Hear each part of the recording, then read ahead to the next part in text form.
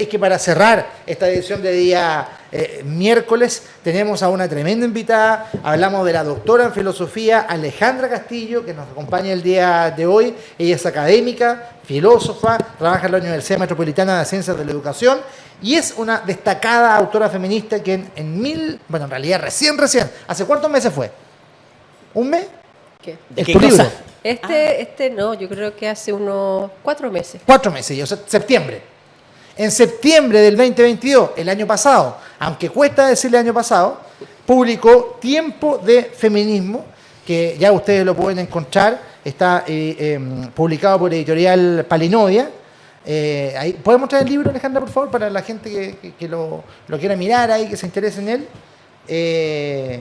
Y bueno, la primera pregunta, junto con agradecerte esta visita, desearte lo mejor para el 2023, que de verdad sea un gran año. ¿En qué momento surge la idea de hacer este libro y cuál fue la motivación que te lleva a desarrollarlo? Este libro sobre tiempo de feminismo, cuerpo, imágenes y revuelta, que es el subtítulo, la motivación principal es poner en circulación las conversaciones que he tenido en los últimos 10, 15 años, ¿no? Conversaciones con amigas, amigos en relación a la política, el feminismo, ¿no? Que se han venido tramando ya desde hace un tiempo, ¿no? Entonces era un poco explicitar esas discusiones en relación a lo que ha venido siendo la política en el último tiempo, ¿no? La revuelta feminista, la revuelta de octubre, cómo se pone allí también en escena una transformación del signo de la política. Yo estoy muy de acuerdo contigo, yo sé que es un tema que algunos han abordado, pero me gustaría conocer también tu impresión, tu perspectiva de el rol que jugó el feminismo en la revuelta social de octubre del 2019. Sí, yo creo que es esencial, ¿no? Porque lo que hace la revuelta feminista es poner otro cuerpo para la política, ¿no? Evidenciar que ya hay otro cuerpo, no un cuerpo venidero, sino que la política se está tramando de otro modo y el cuerpo que la articula ya no es ese cuerpo heteronormado que describe o que se refleja, ¿no? en una representación siempre masculina, ¿no? Sino que han habido transformaciones durante el siglo XX y en los últimos años del siglo XXI de manera muy intensa, donde ya la política tiene otro signo, ¿no? Un signo que merece, ¿no? otra forma de describirse en el espacio de lo en común. Hassan. Sí, es que hemos pasado de una rapidez bien dura, ¿no? Entonces, como esa frase que siempre citan de Lenin, ¿no? Que hay décadas en que no pasa nada y semanas en que pasan décadas, que hemos visto la transformación de este estallido, donde ya conjugaron ciertos procesos que estaban descantando de antes, de las tomas feministas, de una transformación en las conciencias sociales, hacia un momento que algunos caracterizan como vuelta conservadora, de cierta manera. Y tenemos en el gobierno de Gabriel Boric un intento de implementar ciertos elementos del estallido, pero al mismo tiempo muy presionado por algo mucho más tradicional, mucho más de la política de los 30 años. Y en esa mezcolanza, digamos, está la frase famosa eso del gobierno feminista. Toda esta declaración diciendo que este gobierno no logra cumplir con esa etiqueta que ellos se autoimpusieron. ¿Podría como desarrollar esa idea un poco? Sí. Como tú decías, ¿no? Que estamos en un momento acelerado, ¿no? De transformaciones políticas, sociales, donde también hay una transformación económica en curso, ¿no? Del modo de producción. Entonces, la pregunta es, ¿el cuerpo de la política hoy todavía es el que se instala durante el siglo XIX bajo la figura de la república masculina, ¿no? Que es la figura que constituye la república en América Latina, que se figura en términos masculinos, lo que no quiere decir que las mujeres no tengan representación, ¿no? Tiene una representación que está asignada en el desplazamiento de lo privado a lo público, ¿no? Una figuración que hace de lo privado femenino una posibilidad en el espacio de lo público. Esa manera de entender la política creo que se transformó, ¿no? Que ya no es el modo en el cual se está articulando el espacio de lo en común. la revuelta feminista y la revuelta de octubre ponen en evidencia, ¿no?, un desgaste también de lo que es el orden de la representación política liberal. De alguna manera hay una tensión a esa forma de entender la política, ¿no?, bajo el orden de la representación liberal, y se presentan otras maneras, ¿no?, de organizar y imaginar la política, que es la asamblea, ¿no?, la asamblea constituyente, que rápidamente se desplaza, ¿no?, por la idea de la convención, que en un minuto se dice es lo mismo, pero la verdad que no es lo mismo. Desde la teoría política, la asamblea y la convención son dos formas distintas para entender el espacio de lo político. ¿En qué Fue sentido? una concesión la que se hizo en ese minuto, porque Sí.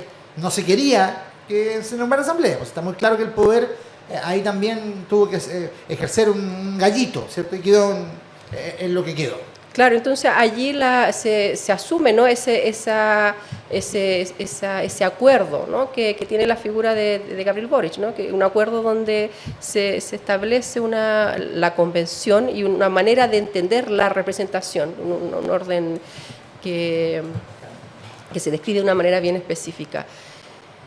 Entonces allí tenemos dos escenas, ¿no?, un momento de la revuelta y por otro lado el momento de la convención, que es este momento todavía, ¿no?, el momento donde se pacta una manera de entender la política que no necesariamente asume la energía transformadora que se instala en el orden de la revuelta. Y ocurre lo que ocurrió, ¿no?, que luego cuando se establece el plebiscito de salida, ¿no?, el 4 de septiembre se vota rechazo. Entonces la pregunta todavía es ¿por qué se vota rechazo? Yo creo que ahí cambió todo. Antes de seguir con esto te quiero contar algo, porque para toda la gente de la comunidad estamos regalando el libro Tiempo de Feminismo, Cuerpos, Imágenes y Revuelta. Tienes que publicar con el hashtag Gana con la Voz en Facebook, y además puedes hacer preguntas para nuestra invitada Alejandra Castillo en el WhatsApp más 569-9101-0672. Ahí está. Incluso tenemos nuestra publicación ahí ya bien bonita con tu libro. Nos siguen en Facebook, comentan en vivo con el hashtag Gana con la Voz y cuéntanos por qué debieras ganar Tiempo de Feminismo de Alejandra Castillo.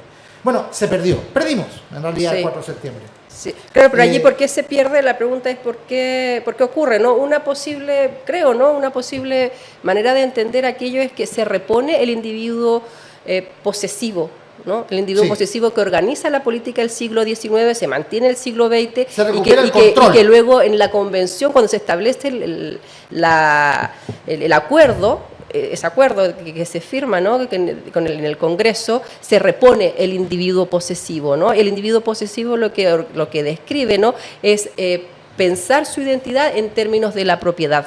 Me constituyo en tanto sujeto, en tanto que apropio. Ese sujeto es el que se instala en el acuerdo del 15 de noviembre. Claro, y de alguna manera también en este otro vuelve el escenario que de alguna manera desplaza la revuelta. Entonces, transformar el espacio de la política implicaba transformar un poco el diagrama, el diseño de la política y desplazar ese sujeto y que no se desplaza finalmente, ¿no? Entonces la gente cuando vota votamos, ¿no?, el 4 de septiembre, el diseño que se instala es el mismo diseño que antecedía a la revuelta. Muy interesante perspectiva, pero la pregunta que también me subyace de esto es cómo queda el feminismo después de ese momento, porque vivimos, como bien dice Hassan, una ola conservadora. Encima se quiere, de cierta manera, eliminar el octubrismo vinculándolo con delincuencia. Un octubrista hoy día se instala la idea de que es un delincuente. Y ahí caemos todos los que apoyamos ese proceso, también los movimientos feministas, e incluso cuando vino la primera análisis de la derrota, una de las conclusiones que sacaban los expertos era: hay que terminar con las políticas identitarias, hay que buscar objetivos generales que nos vuelvan a una crisis y un análisis que vino desde la izquierda. ¿Cómo queda el feminismo con todas estas ideas que están dando vuelta y sin saber todavía hacia dónde va el barco en realidad? Claro, allí es cuando señalas bien, ¿no?, cuando cierta izquierda dice se pierde porque la izquierda culturalista o la izquierda feminista se instaló en una política de la identidad. Lo que hace esa izquierda, esa crítica, es volver a un ideario conservador, ¿no?, a un ideario conservador que dice debemos establecer una política transversal, como si allí en esa política transversal universalista no hubiese un individuo, no hubiese una identidad. ¿no? Entonces se acusan los particularismos como identitarios y se borra la posición, esa posición transversal, universal, pseudo universal, que sin embargo ocupa una identidad, y esa identidad es la identidad nacional. Entonces lo que está haciendo la izquierda, esa izquierda que recuerda a la exconcertación, ¿no? Es una izquierda que se plantea con una alianza simbólica allí con la derecha. Entonces dice, acusamos todas las identidades particulares porque nosotros vamos a asumirnos como el lugar de la no identidad, el lugar de lo nacional, lo transversal y lo universal, y sin embargo al hacer aquello lo que están haciendo es asumir una identidad, ¿no? Una identidad que es conservadora, ¿no? Que es la identidad de la patria. Claro. Y allí quedan en diálogo directo con la derecha, ¿no? Con esta derecha que cada vez está concediendo menos, ¿no? Con ellos quedan en una alianza. Y la pregunta es, ¿esa es la izquierda que va a transformar el espacio de la política? No lo creo. Hassan. Sí, no, entendiendo ese diagnóstico, me cuesta imaginar una política alternativa a eso. Como al final el problema es que están muy limitados por como dicen en el lenguaje antiguo, la correlación de fuerzas. Al final creo que están muy reactivos a esta situación. Si no estuvieron en diálogo con la derecha, que están ahí como poder fáctico, ¿con quién estarían en diálogo? ¿Cómo podrían hacer eso de manera distinta? Por ejemplo, ahora la agenda, ¿no? La verdadera agenda de este gobierno es la seguridad, un gobierno securitario. El gobierno securitario es un pliegue a un orden global securitario, ¿no? No es una idea de acá, ¿no? Sino que es una manera de entender la política en relación a una trama más general que es un orden biopolítico securitario. Y en ese sentido, este gobierno, cuando asume aquello, no está asumiendo una política propia, ¿no? No, está aceptando lo que está impuesto, efectivamente. Entonces dice, ¿es necesario hacer aquello o la izquierda no le queda más que administrar? Cada vez que la izquierda asume una política, asume un gobierno, no le queda más que administrar lo que hay, puesto que la imaginación política no permite otra cosa. Entonces, o bien la izquierda no puede ser política, porque si lo hace, va a ser simplemente una administradora, o bien asume y de alguna manera cuestiona aquel marco, ¿no? El marco securitario. ¿Y cómo se cuestiona el marco securitario? Estableciendo una política redistributiva de verdad, ¿no? Por ejemplo, no he escuchado de este gobierno la necesidad de la construcción de más escuelas públicas. No he escuchado de este gobierno la necesidad de más hospitales, ¿no? Como un lenguaje público visible, ¿no? Sin embargo, el lenguaje público visible es el discurso securitario. No es un discurso que se plantee desde el orden de la transformación del espacio y la multiplicación de lo público, ¿no? Por ejemplo, en las universidades públicas no tenemos más fondos basales. Sí. Y ahí, cuando el gobierno se instala en esa posición que yo coincido, el gobierno en el fondo ha tenido que ceder a su programa, ceder a su ideario. Yo creo que cambia el rumbo después del 4 de septiembre, pero también uno se pregunta, ya, pues si hubieran decidido llevar igual a cabo los cambios que ellos pretendían, ¿estaba el horno para bollo? ¿O hubiera sido una tarea inconclusa? ¿O hubiera sido un avance menor? ¿O hubieran golpeado tal vez con una pared? Porque hoy día también hay que entender de que la oposición al gobierno de Boric es una muralla de cemento que no le concede nada. Sí, pero para la izquierda y para la transformación nunca está el horno para bollos. Nunca está, pues, nunca está. Nunca está. Entonces, para que haya una transformación es necesario generar allí una política de alianzas que no siempre y cada vez interpelen a la derecha, entendiendo una derecha de este país, ¿no? Ultraconservadora. Y que tiene el 1%, ¿no? Es el 1% que tiene los medios. No es una derecha simplemente que deje hacer, no es una derecha que de alguna manera es la que tiene toda la visibilidad pública. Sí, el 1% que es poderoso, pero ese 1% mediante su control mediático puede llegar a tener 62% del electorado, ¿cierto? Hay un problema donde el gobierno de izquierda igual gobierna en un país que es conservador. Entonces, la izquierda no puede cerrar los ojos, imaginar otro país y gobernar como si ese país existiera.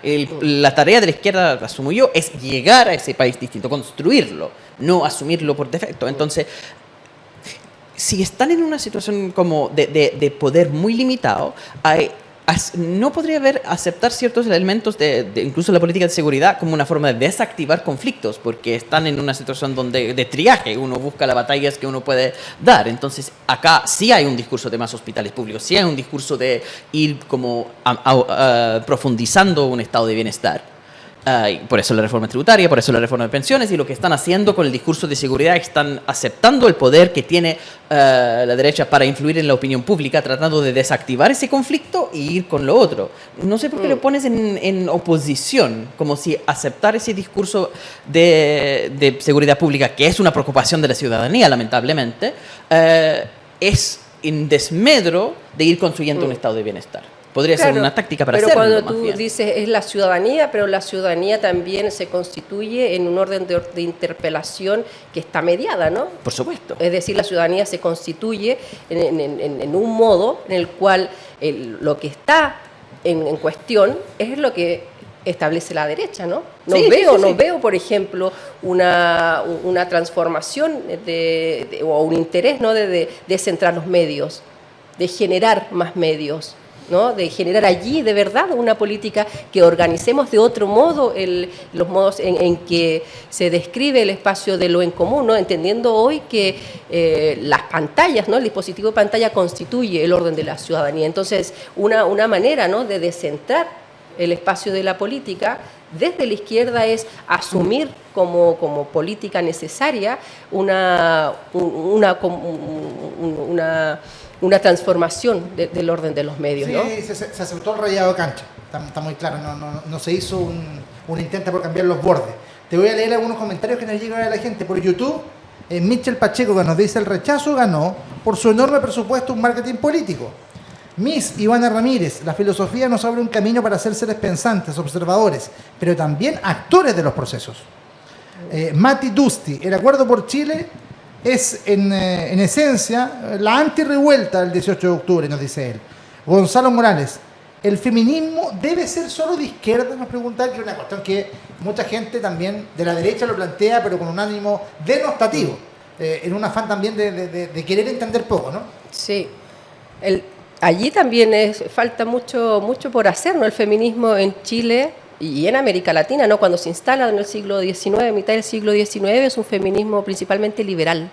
¿Qué quiere decir aquello para nuestra escena, ¿no? El liberalismo en ese entonces y para parte del siglo XX, el feminismo liberal es asumir el orden de la complementariedad de los sexos. Hay hombres, hay mujeres, es decir, es una política que se organiza del dispositivo heteronormado, donde las mujeres van a comparecer en tanto mujeres en el espacio de lo público, ¿no? Y por lo tanto se establece ese dos, ¿no? Para entender la política. Por lo tanto, el feminismo es de izquierda. La historia nos muestra que el feminismo ha tenido distintas maneras de expresarse, ¿no? Amanda La Varga a comienzo de siglo es radical, ¿no? Hay una posición intermedia, ¿no? Todavía no se constituye una voz de un feminismo de izquierda. ¿Qué es un feminismo de izquierda, ¿no? En los últimos tiempos es cuestionar un orden político vinculado a la a la precarización, ¿no? A la precarización de la vida, ese vínculo entre género, clase, ¿no? Se lo llaman en reduccionismo, que también se plantea recuperar espacio y cuestionar el poder existente. Por lo tanto, al no haber conformismo en la mirada, ya se lo coloca inmediatamente en el arco del progresismo, porque no es conservador. Sí, claro, pero allí ese feminismo lo que viene... volviendo, ¿no? Los feminismos, han habido distintos feminismos con distintos signos políticos y hoy, ¿no? El feminismo, ¿no? Este feminismo de izquierda, la pregunta ¿qué es lo que es? ¿Es simplemente el orden de la paridad? Es el feminismo de la paridad principalmente, también es un feminismo liberal, ¿no? Cuando el gobierno asume o da posibilidad, ¿no? Al TPP-11, ahí hay una transformación del marco de la política. Y por tanto, cuando tú dices recién, la izquierda construye un camino, ¿no? Y la pregunta es, ¿cuánto tiempo hay para la construcción de un camino, ¿no? Cuando tenemos el escenario del antropoceno allí, ¿no? Es necesario actuar desde la política de izquierda, de alguna manera, instalando otro sentido, no el sentido ese sentido del individuo propietario que se reinstala de manera global en el TPP-11. Sí, al final el TPP-11 es un problema, por supuesto, mucho al respecto, pero el TPP-11 es parte de un problema mucho mayor, que es una realidad que ya existe, entonces el gobierno tiene que hacer los cálculos. No estoy necesariamente de acuerdo con los cálculos que hace, pero es que el gobierno, teniendo el Ejecutivo, el gobierno puede avanzar en ciertas cosas, no tiene el control de todo el Estado, tiene el control de ciertos aspectos del Estado, entonces el gobernar es un acto constantemente de priorizar cosas, entonces la pregunta... ¿De cuánto tiempo tenemos para priorizar? Tenemos poco tiempo, por cierto, por eso no nos quita la necesidad de priorizar las cosas. Porque al final, si no existe una mayoría legislativa para cambiar ciertas cosas, están obligados a negociar y están obligados a poner ciertas cosas con mayor prioridad que otras. Entonces tienen que ceder en cosas que quizá la agenda de seguridad no es lo que habría querido hacer el gobierno, pero están con esa realidad para salvar otros elementos de un programa que sí avanzan en elementos que son deseables. Bueno, es complicada la situación para cualquier gobierno que pretende llegar a ese horizonte. Sí, pero también nosotros tenemos aquí el contexto de la exconcertación, ¿no? Un poco lo que tú describes es lo que hizo la exconcertación. Claro. Y sabemos dónde llegó la exconcertación con eso. ¿no? La exconcertación hacía cosas... Sí, pero el contenido no es el acto de negociar en sí, es las cosas que negociaron, el contenido específico de las políticas públicas que propusieron. Yo creo que hay un matiz, porque en el fondo, yo sé por dónde vas tú. En el fondo, durante la concertación, las cosas se hicieron en la medida de lo posible como estrategia, ¿no? Vamos a llegar hasta donde podamos. Acá tal vez había más ánimo de cambiar, pero habían también cortafuegos que fueron impensados. El 4 de septiembre es un gran cortafuego, por ejemplo. Y eso ya lo cambia todo. Sí. Claro, pero habiendo una transformación de la escena política, a eso yo voy. La revuelta feminista, luego la revuelta de octubre pone en evidencia que hay otro cuerpo funcionando en el espacio de lo en común. Y lo que hace, lo que ocurre con el acuerdo y lo que ocurre de allí en más es volver a una escena que ya no responde a las demandas de la calle, al cuerpo de la política. En eso te entiendo absolutamente. Estábamos regalando tu libro y hay una ganadora. La ganadora del libro. Emma Gon, que escribió con el hashtag Gana con la Voz. Me encantaría ganar el libro Tiempo de Feminismo, un gran tema para los tiempos que corren, donde tienes que revelar estas temáticas después de siglos de machismo y conservadurismo. Muchas gracias por enseñarnos a los que fuimos criados y enseñados en dictadura. Emma, el libro es tuyo, nuestra producción se va a coordinar contigo para que lo puedas recibir. Y junto con agradecerte, Alejandra, por estos minutos, te puedo hacer una pregunta extra que la mandaron acá también de la comunidad, que nos des tu perspectiva también como académica, como filósofa. ¿Qué opinión tienes tú de la controversia que se generó recientemente por las tesis de la Universidad de Chile sobre la pedofilia? Se llegó a acusar de apología a la pedofilia, acá ya describimos que detrás de esto hay una estrategia. Está muy claro, ¿cierto? Más allá también de la buena o mala calidad que puedan tener esas tesis o del rigor con el cual se llegaron a aprobar. Pero se lapidó a una académica que fue Olga Grau. ¿Cuál es tu perspectiva a ese respecto? Yo creo que muestra algo de lo que hemos conversado, ¿no? Ahora, primero hay una indistinción de las esferas, ¿no? Cada esfera, el espacio de lo en común, las instituciones tienen sus reglas, formas de legitimar, ¿no? Y establecen los modos en los cuales se organiza esa esfera. Hoy pareciera ser que los límites de esas esferas están completamente difusos o bien inexistentes. Cierto. Y la esfera que organiza son los medios o el dispositivo de pantalla, ¿no? En ese sentido, es de allí donde de alguna manera se comanda y se instalan agendas, presiones, intereses al resto de las esferas. Y te agrego que toda esfera puede ser trinchera para los que tienen intereses mezquinos. Entonces la pueden agarrar y transformarla en algo que les sirva, como en este caso. Y lo que muestra la Universidad de Chile, primero, que no tiene o no reconoce su propio sistema de normas y de legitimidad interna, puesto que rápidamente asume la interpelación de esta metaesfera, ¿no? que son los medios, que de alguna manera es ahí donde se organiza, ¿no? Son los medios, y no cualquier medio, sino los medios que están, que son parte de una política bien específica, ¿no? De una ultraderecha. Por eso es importante transformar los medios, ¿no? Y tampoco simplemente la izquierda no tiene otra posibilidad que asumir las reglas del juego, puesto que si solo le queda asumir las reglas del juego, no hay ninguna, no está haciendo absolutamente nada, ¿no? No está haciendo nada. La pregunta es, ¿para qué habría un gobierno que se dice de izquierda cuando no puede hacer nada, cuando no tiene tiempo para hacer otra cosa que asumir las reglas del juego? Quizás habría que pensar otra cosa, ¿no? Pensar la política en otro lugar. Si no se puede hacer nada, ni siquiera intervenir los medios, cuando los medios hacen esto, ¿no? Que simplemente vulneran las reglas las reglas que organizan las distintas esferas, quiere decir que hay algo que está ocurriendo, ¿no? Una transformación grave en el espacio de la política. Por ejemplo, el Congreso, los medios, la universidad, el propio gobierno, todos responden a una interpelación que es absolutamente particular. Y la pregunta es, ¿cómo todo en un par de días gira en torno a una interpelación que sabemos que viene de la ultraderecha? Y no hay forma de resistir a esa interpelación. Sí, ciertamente. Bueno, Alejandra Castillo, doctora en filosofía, autora de Tiempo de Feminismo, que acabamos de regalar, nos acompañó hoy en La Voz de los Casuales. Felicitaciones a Magón por ganar Felicitaciones a Magón, te va a llamar nuestra producción. Y llegando el libro. Muchas gracias por venir, hemos disfrutado mucho este momento y también lo agradece la gente de la comunidad en las redes. Muchas gracias por la invitación.